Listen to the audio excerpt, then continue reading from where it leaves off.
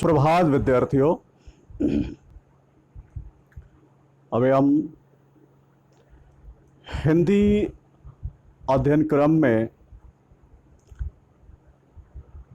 आज तक पिछली कक्षा तक हम लोगों ने जितने भी पाठ पढ़े हैं, अब हम उन सभी पाठ का रिवीजन करेंगे। पुनरावृत्ति अध्ययन शुरू होगा अब, और एक बार उन सभी पाठों का पुनरावृत्ति अध्ययन करने के बाद पुनः अपने अध्ययन क्रम में आगे बढ़ेंगे। तो हमने जो अपने हिंदी पाठ्य पुस्तक के पाठों को 3 चरण में विभाजित किया था, उसी क्रम में हम सभी पाठों का पुनरावृत्ति अध्ययन करेंगे। इसी पुनरावृत्ति अध्ययन के क्रम में आज हम लोग पाठ 2 परीक्षा नामक पाठ, जो एक प्राचीन कथा पर आधारित है, इसके लेखक मुंशी प्रेमचंद जी हैं, इस पाठ को पुनः पढ़ेंगे, समझेंगे।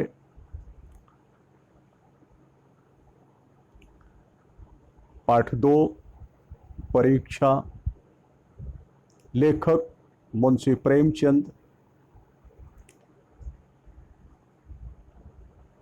मुंशी प्रेमचंद जी ने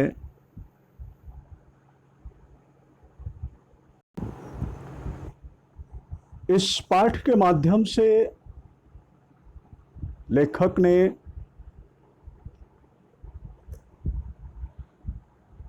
परीक्षा नामक कहानी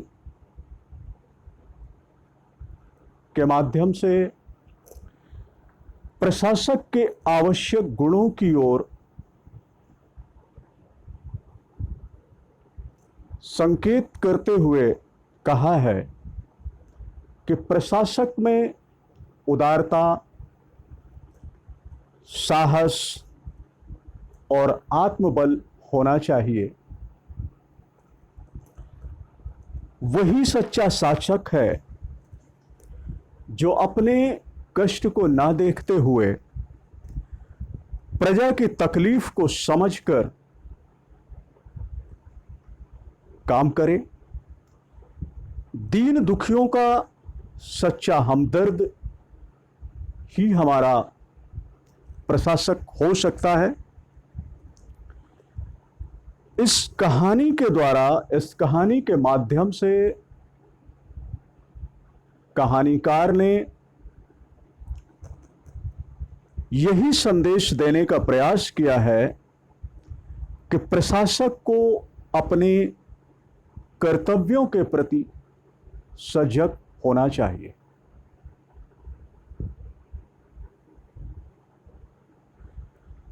प्रस्तुत कहानी, इस कहानी में रियासत देवगढ़ के दीवान सरदार सुजान सिंह जब वृद्ध हुए तो उन्होंने महाराज के समक्ष उपस्थित होकर के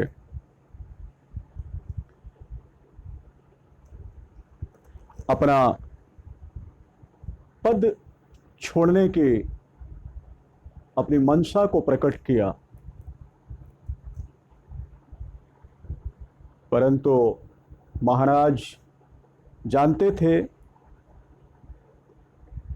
कि हमें ऐसा व्यक्ति, नीति कुशल दीवान हमें आसानी से नहीं मिल सकता है। इसलिए महाराज ने सुजान सिंह को पद त्यागने से मना कर दिया, परंतु सरदार सुजान सिंह भी अपनी बात पर अड़े रहे और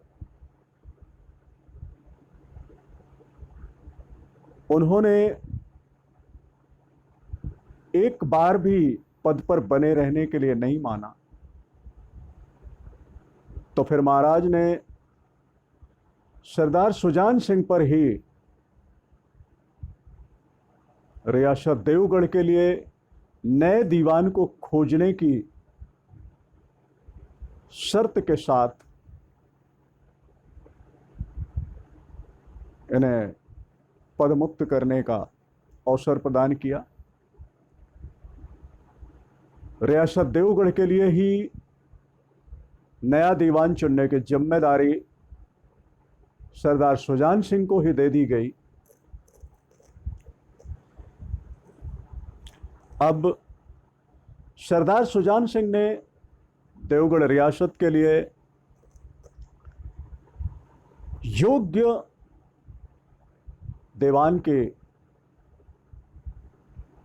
दीवान का चयन करने के लिए देश के प्रसिद्ध समाचार पत्रों में विज्ञापन छपवा दिया कि उन्हें देवगढ़ रियासत के लिए एक सुयोग्य दीवान की जरूरत है। दीवान को किस प्रकार की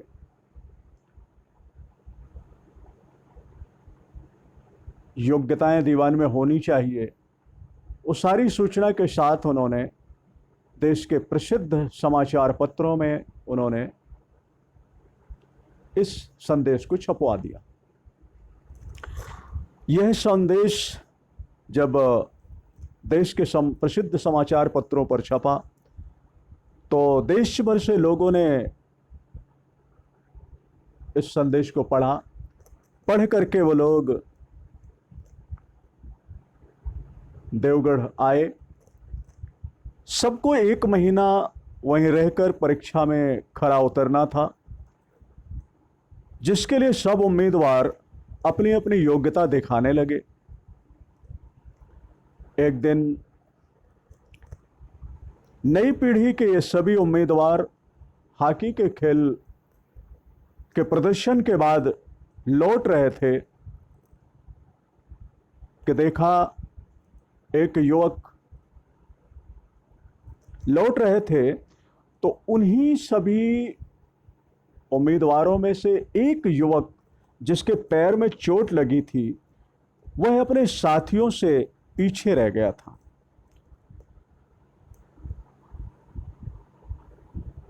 उसने देखा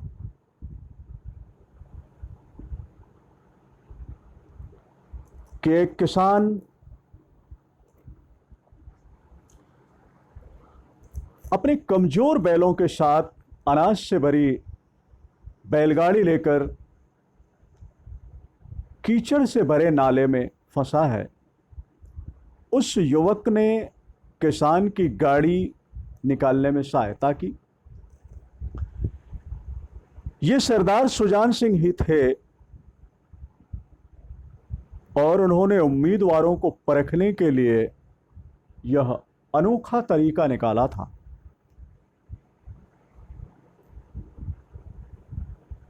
अंत में दरबार में उन्होंने पद की घोषणा करते हुए कहा कि पंडित जानकीनाथ को रियासत का दीवान बनाते हुए उन्हें बधाई देता हूं।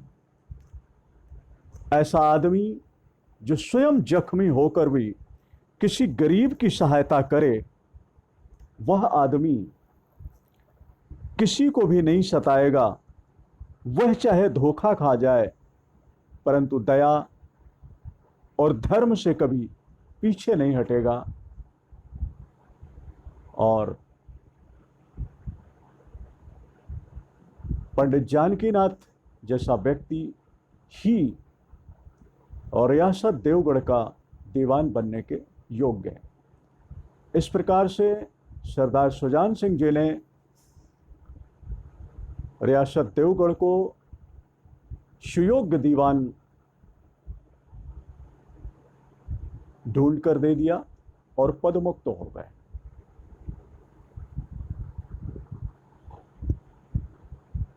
पाठ आप लोगों ने पहले भी पढ़ा है, आज भी पाठ की कहानी को संक्षिप्त रूप में सुना, समझा, और जो कुछ भूल रहे थे वो पुनः स्मरण हो आया। तो अभी भी यदि कुछ भूल रहे हैं तो पाठ को पुनः अपनी पाठ्यपुस्तक के माध्यम से पाठ को पढ़ें। पढ़ने के बाद अभ्यास कार्य में बहुविकल्पीय प्रश्न दिए हुए हैं। इन बहुविकल्पीय प्रश्नों के उत्तरों को पाठ पढ़ करके प्रश्न और उनके उत्तरों का मिलान करें।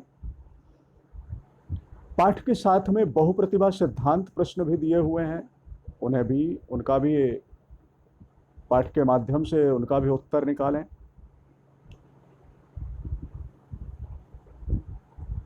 बहुविकल्पीय प्रश्नों के बाद अति लघुत्तरीय प्रश्न है। इन प्रश्नों के उत्तर यही पाठ्यपुस्तक में ही एक शब्द में लिखना होता है। आप लोगों ने लिखा होगा, तो प्रश्न और उत्तर यहीं से पढ़ करके आप लोग इनकी पुनरावृत्ति कर सकते हैं। लघु उत्तरीय प्रश्नों के उत्तर नोटबुक में लिखे जाते हैं।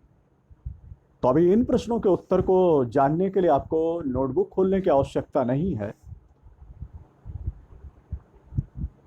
पाठ को पढ़ें, आसानी से इन प्रश्नों के उत्तर मिलेंगे। दीर्घ उत्तरीय प्रश्न लघु उत्तरीय प्रश्नों से थोड़ा सा बड़े होते हैं। लघु उत्तरीय प्रश्न 1 या 2 वाक्य में समाप्त हो जाता है, परंतु दीर्घ उत्तरीय प्रश्न 3 से 4 वाक्यों में या 4 से 5 वाक्यों में भी लिखा जाता है। यहाँ पर विचारों की अधिकता रहती है, अधिक विचार प्रकट होते हैं ऐसे प्रश्नों में। तो पाठ्यपुस्तक को पढ़ करके इन प्रश्नों के उत्तर आप स्वयं ही समझ सकते हैं, क्योंकि पाठ को आपने पढ़ा है।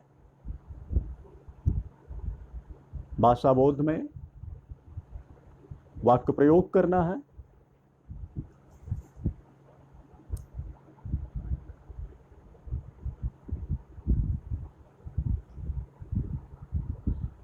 प्रत्यय शब्द जोड़ करके नए शब्द बनाने हैं। जो शब्द दिए गए हैं, इन शब्द अगले 8वें प्रश्न में जो शब्द दिए गए हैं अशुद्ध रूप में दिया गया है इन्हें, तो इन्हें पाठ्यपुस्तक के माध्यम से शुद्ध रूप में लिखने का अभ्यास करना है। रिक्त स्थान दिए हुए हैं, इन रिक्त स्थानों की पूर्ति करने में मुहावरों का प्रयोग करना है। मुहावरों के प्रयोग से रिक्त स्थानों की पूर्ति होगी।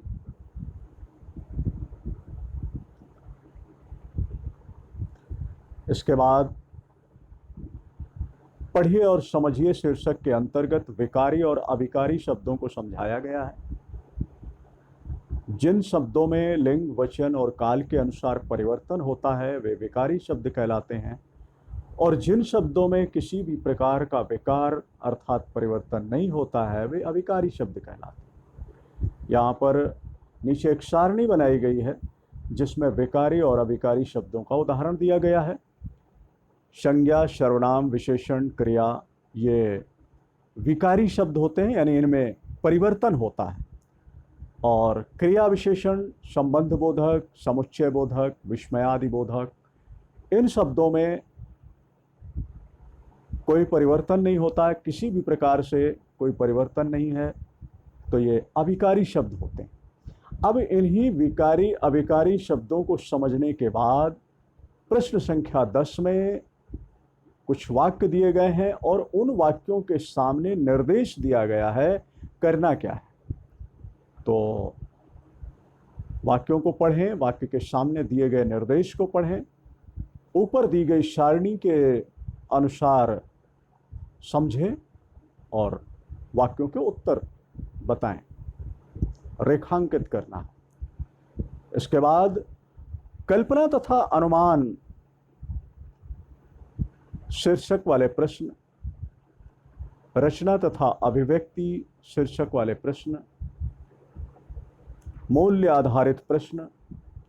इन प्रश्नों और इनके उत्तरों का मिलान, उत्तरों की चर्चा, परिचर्चा कक्षाएं संचालित होने पर कक्षा में ही किया जाएगा। अभी इनको नहीं करना। इसके बाद पाठ के पुनरावृत्ति अध्ययन को समाप्त करने के बाद जिस प्रकार आप स्वाध्ययन के माध्यम से स्वलर्निंग में पढ़ते थे, सीखते थे, तो गृह कार्य जब आप करेंगे तो आपको वापस स्वलर्निंग में ही पहुंचना है। और स्वलर्निंग में आपको करके सीखना क्रियाकलाप शीर्षक के अंतर्गत पाठ 3 को करना है। करके सीखना क्रियाकलाप, इस शीर्षक के अंतर्गत आप पाठ 3 में जो भी क्रियाकलाप दिया हुआ है उसे आपको गृह कार्य में करना है। इसी के साथ आज का अध्ययन यही समाप्त होता है। धन्यवाद।